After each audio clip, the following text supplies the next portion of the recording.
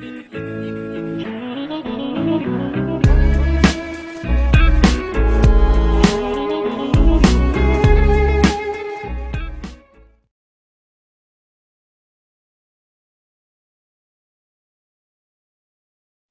guys, I'm back again today, this time with the first in my series of card handling tutorials. The response in the comments was pretty good. Everyone who commented said that they wanted to see this, so I want to see what you guys think of this first one, and leave your opinions on my teaching skills, etc. in the comment section below, and things I could improve on. Now, this one's going to be on the dribble. I'll be teaching the way that I dribble and the way that I think is the right way to dribble, especially if you want to learn the anaconda dribble. I'll put a link to Boneho and the Vert's anaconda video right up here, and also to Andre Giek's 2 seconds of cardistry video, which he did with Theory 11 back in 2010, I believe.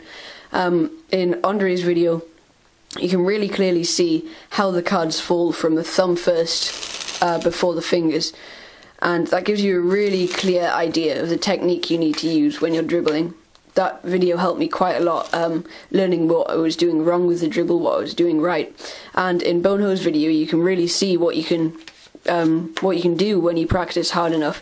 The second dribble, I think, is probably the most insane dribble I've ever seen. He gets the cards to shoot forwards almost, and it's absolutely massive. So definitely go check out both of those videos.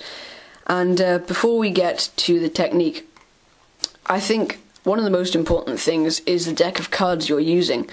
The top 5 decks of cards for me at the moment to dribble with are just bicycle standards. A new deck of bicycle standards are extremely smooth on the edges, so they're really easy to dribble with. Then probably the second one is the crown deck. Any of the crown decks are excellent to dribble with. Really, really great. Really smooth edges, just amazing to dribble with. Then number 3 would have to be the Aladdins. Now, the Aladdins, once again, absolutely amazing to dribble with. Not quite as good as the crowns or standards, but really nice, really smooth. And these are cards which you see quite a lot of people dribbling with. So that's number 3. Very quickly, number 4.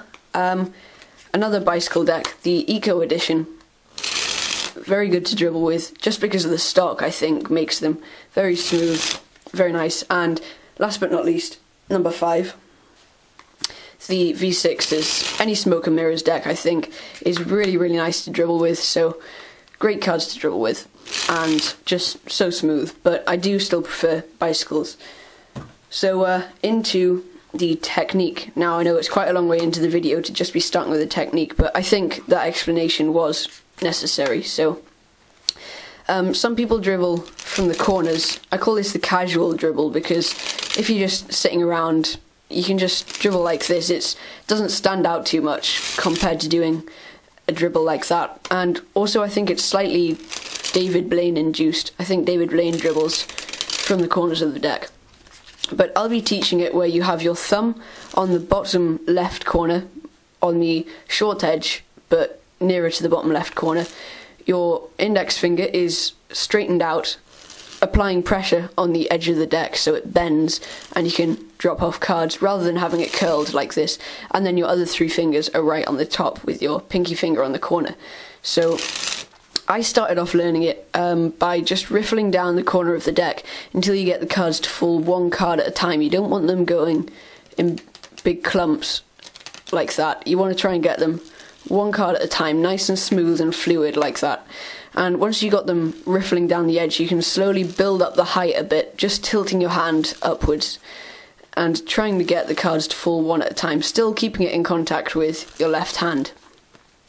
Now, after a few days, maybe a couple of weeks of practice of just getting the cards falling nice and smoothly 1 card at a time into your hand, you can actually start to lift them off your hand and get them just like that, off your hand, to fall 1 at a time. You can start nice and low like that.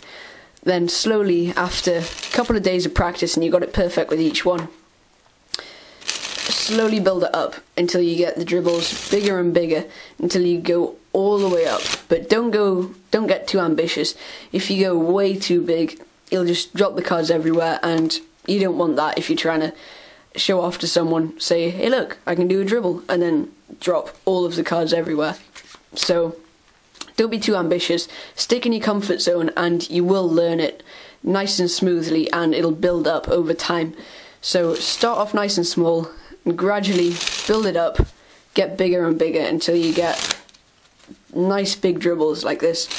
And that does take a lot of practice. I mean, the dribble was one of the first things I learned, and really it's taken me quite a while to do well, and I obviously still haven't got it at all perfect yet. The cards are still splaying everywhere, but practice, and a bit more practice is really what helps.